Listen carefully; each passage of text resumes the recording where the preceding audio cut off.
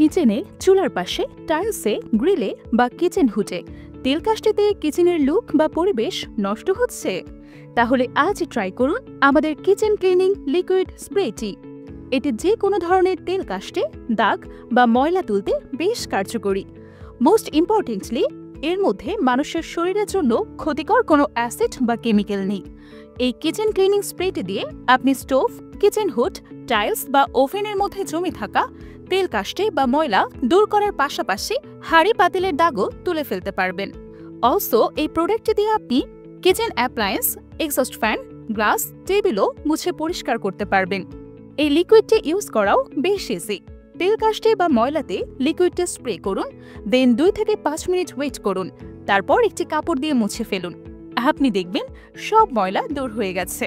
So প্রোডাক্টটি order করতে এক্ষুনি অর্ডার নাও বাটনে ক্লিক করুন বা আমাদের ওয়েবসাইটে ভিজিট করুন।